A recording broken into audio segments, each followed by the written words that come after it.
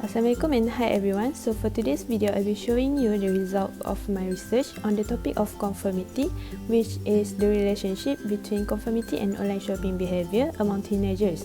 So today I will be presenting to you the result from a total of 34 respondents, consist of 30 female students and 4 male students from the art streams in CFS. So let's get started with the result that we got.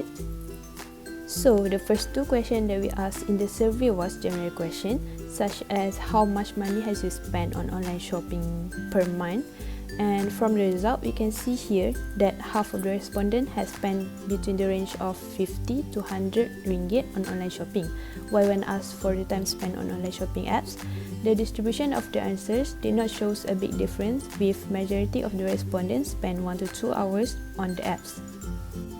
Moving on, the next question that we asked was why did they shop online, and the choices of answers were indirectly having them to choose between 3 sub-ideas of social influence, which are conformity, compliance and also obedience, or they could answer with others that are not related to this concept. However, it was kind of shocking to see that the result was different from what we had predicted. Only 11 of the respondents chose between the 3 social influence ideas, which is conformity, compliance and also obedience, while only 4 of the students chose most of my friends do it, which is directed to conformity.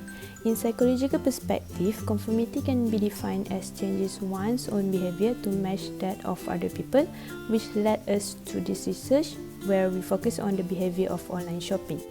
5 of the students chose compliance, which changes one's behavior as a result of other people directing or asking for the change. This concept explains on how people are influenced to follow others' behavior when they are asking others to do something. In this context, we put suggestions from friends as a choice of the answers. If the respondents are influenced by the suggestions from friends to shop online, this means that they are involved in that social influence concept, which is compliance, while the remaining of the respondents choose obedience and also give some other reasons why they shop online, as stated here. The next question was provided with a situation that also led to conformity. As you can see, more than half of the respondents disagree that they would do the same thing if they are to face with the situation. And for the last question, we asked this. 82.3% of the respondents agree that they are influenced to do the same thing. This shows that they are aware of how they can be influenced by the people around them in the situation. If we are going to compare the answers between question 3 and the last question, we can see that the teenagers in CFS are actually aware that they might be influenced by people around them. However, in this situation, they are proven to not be influenced by the suggestions of others to shop online. From this, I can point out a reason as to why they are not influenced to shop online as suggested from their friends, which is because of the group size. Larger groups are more likely to conform to similar behaviors and thoughts than smaller ones. In this case, online shopping is a trend that is still spreading around, so it might not be practiced by the majority of the teenagers. An experimental study found out that the group norm or the prevailing group standard directs attention of its members to a new style or a product. It provides a frame of reference, which is the first stage in the consumer decision-making process. It is stated that, for example, we can observe that individuals purchase a product or adopt a new style in the marketplace, but somehow reserve the right to choose different brands or variation. In this way, it seems the feeling of independence in the consumer decision-making process is maintained.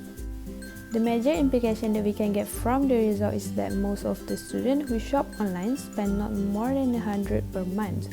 Business owners who own a physical store have gone through the effort on pursuing the business more in the online marketing to attract more customers. By the range, these businesses can plan and set their price range for their products and give special price that are suitable for the students in their online shops. Next implication is that normalize on following the trends of the society.